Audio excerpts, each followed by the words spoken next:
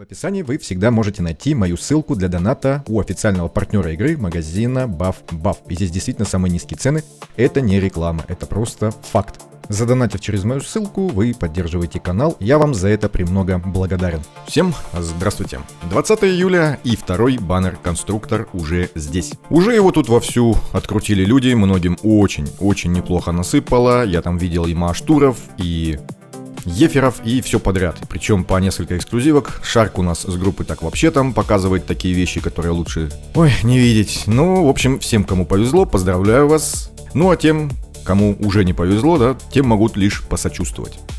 Понимаю, что это грустно, да, когда тратишь полностью ресурсы, ждешь баннер и уходишь ни с чем. Ну, то есть с гарантом и все. Ну, что же поделать. Вот такой вот у нас мерзкий рандом. В основном, каждый из нас это вот белочка, которая смотрит на то, как другие кайфуют. Но при этом ей кайф тут недоступен. Так что можно только порадоваться за других, да, и бежать дальше по своим беличьим делам, искать орешки. Второй баннер-конструктор крутит не каждый, да, потому что это слишком затратно. Плюс ко всему мы видим, как здесь везет, то есть единицам, а в большинстве случаев падает все по гаранту, плюс куча мусора. Так что будьте готовы к тому, что здесь ничего не упадет.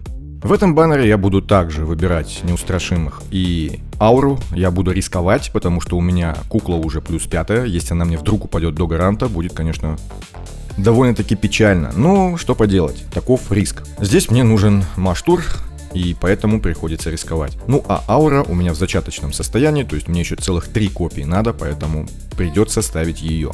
Давайте мы выберем наши школы. И сегодня мы почитаем биографию вот ее. Прикольный герой. Во многих ситуациях она довольно-таки сильно играет. Правда, такой имбой она не оказалась, по крайней мере, пока что. Хотя во многих ситуациях довольно-таки, да, сильно играет. Ну и по традиции, давайте я кину монетку в наш бездонный колодец на удачу. Лесной обитатель Ирина. Что ж ты в лесу-то забыла? Книжки читает, наверное, сидит. Ну, в принципе, почему бы и нет. Что ж, поехали. На Звездном острове на самой высокой вершине высится башня Арканы, напоминающая собой союз собора и цитадели. А у нас здесь какая-то башня возвысилась удачи, потому что с первого призыва у нас классная вонючая мохнатая обезьяна. Ладно, читаем дальше. Она окружена защитным куполом, создаваемым магическими излучателями, и приблизиться к ней невозможно. Кто хозяин этой башни? Ответа не знает никто.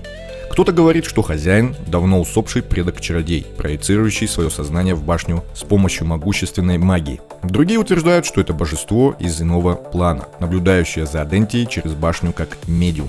Какова бы ни была истина, само существование башни Арканы внушает трепет. Это не только сокровищница знаний, но и непреодолимая линия обороны. Лина – конструкт, созданный лично хозяином башни и наделенный миссией охранять ее. Надеюсь, она знает Маштура, да? Они вместе там дежурят в этой башне, охраняют. И так как сегодня ее смена, то она остается в башне, а соответственно Маштур может прийти к нам в гости на чай. Ой, нет, Маштур не смог, отправил своего лучшего друга. Да, придется с ним потусить. Ну ладно, что ж. Как ты вообще вылазишь с этого дна, и приходишь сюда, да, снова и снова? Находится же у тебя время. Еще и рыбок своих прихватил. Молодец, блин. Иди, съешь пирожок, я не знаю. Сердце Лины – аметист с выгравированными древними рунами. Магические знаки струятся по ее телу, а золотые доспехи сверкают на свету. У этой прекрасной воительницы нет эмоций, ее жизнь скучна и однообразна. Патрулирование, охрана, отражение атак любых захватчиков, пытающихся приблизиться к башне Арканы. Так было до тех пор, пока библиотекарь башни Теонис не задал Лине вопрос. Он сам подошел к ней во время патрулирования и спросил: «Ты никогда не думала о том, что ты на самом деле должна делать, помимо охраны башни?» Ой, здесь у нас Судха, не буду ничего говорить, уже все сказано, да, она сама знает, ей самой уже стыдно, уже под маской он прячет слезы, потому что не может уже так, но так получается, такая работа. Ладно, поехали дальше. Лина посмотрела на Теониса и спокойно ответила: «Я существую, чтобы охранять башню Арканы. У меня нет других задач». Теонис продолжал допытываться: «Я спрашиваю тебя, Лина, о твоих мыслях, твоей воле, о том, что у тебя в сердце». «Моя воля – это продолжение воли хозяина. У меня нет собственной воли», – снова ответила Лина. «А у тебя она есть, Теонис? Есть ли у тебя такая вещь – воля?» На этот раз Теонис надолго замолчал. Он не ответил Лине и не стал продолжать расспросы, а просто повернулся и вернулся в библиотеку башни. Ну вот такая вот коротенькая история о том, что Лина начала задавать вопросы. И, видимо, ее хозяин понял, что не так проста наша Лина, и что-то в ней зарождается. Зарождается любопытство, зарождается какая-то мысль. 99, я, кстати, не учел, одной не хватит, одного гелиолита. Потому что в колодец кинул один на удачу. А у меня там было ровненько. Сколько? Одна, две. А какая разница на самом деле? Я вот смотрю вот эту вот анимацию. А зачем смотрю, я не знаю. Я понял уже, просто баннер, вы понимаете, да, вот как это происходит? Я уже 100 раз это замечал. Баннер либо сразу начинает сыпать, либо вообще ничего не дает. Ну, может быть, в таких случаях, когда ничего не дает, да, то в какой-то последний момент что-то одно упадет. Вот я только 3 таких сценария пока что видел. То есть, либо сразу все, либо сразу ничего, но потом что-то в конце, что-то там додаст. Пока что я таких 3 сценария видел, и они, кстати, каждый раз практически повторяются снова и снова в разных этих, последовательных. Чаще всего, конечно же, такой вариант, что ничего вообще. Я знал, куда я шел. Я даже не знаю, если честно, какую копию забирать. То ли Кульвиду, то ли Торесию. Просто мне нужно усилять максимально моих неустрашимых. Но это очень-очень много копий. Мне понадобится забрать, чтобы получить действительно, какой-то прирост в силах. Да, Сутха, конечно. Здравствуйте. Я так понимаю, не обойдусь я базовым количеством, то есть придется, наверное, докручивать. В общем, не знаю, кого забирать. Но, скорее всего, Торесию, потому что все-таки 3 копии всего, да, и уже огромный прирост. А здесь понадобится целых 5. Она у меня без пробуждений. Ужасный призыв. По количеству, нормальный, но по качеству, конечно, вы посмотрите. Это кошмарище. Это полнейший провал. Ой, вообще ничего. Уже 2-й баннер подряд, да. У меня так было целый сезон, так что я просто уже, наверное, отвык. Как-то в последнее время плюс-минус везет с этими всякими крисосами. Да, придется докручивать до мусора. Мусора, который мне, конечно же, не нужен, но я вынужден его забрать, так как много, да, призывов уже потрачено. Сегодня не мой день.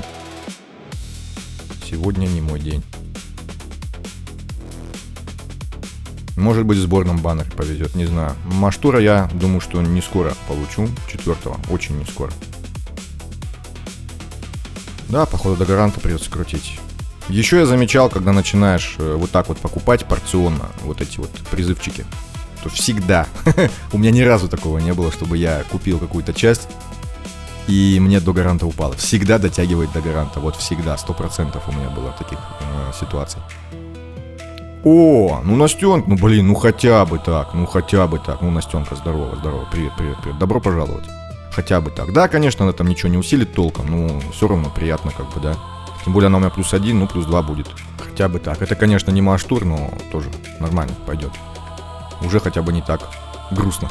И да, Торесию я заберу, тут без вариантов. Нужно 5-е пробуждение. Куда без него?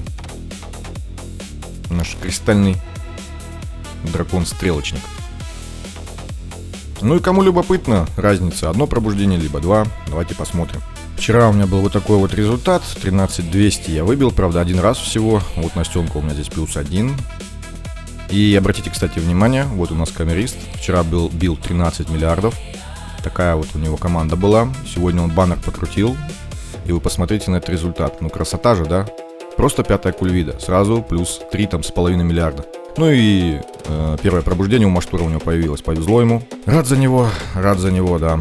И 10 автобоев я открутил. И единственный раз у меня выбили они 13400. То есть на 200 миллионов всего лишь больше, чем вчера. То есть от Настенки чудес не ждите. Она у нас такой вспомогательный герой, да, наносит какой-то урон. Но вот 2-е пробуждение ей, можно сказать, ничего не дало. Она, правда, здесь частично вспомогательной, да, функции. Но по урону в секунду здесь у нас Гуинавивер выдает 25 миллионов ДПС, да. При этом Настенка у меня вчера вот при максимальном уровне выдавала 3700. Ну, то есть чуть ли не в 7 раз меньше. Так что от нее чудес ждать не приходится. А на этом все. Удачи вам в ваших призывах, да и в жизни и вообще. Спасибо за просмотр и всем пока.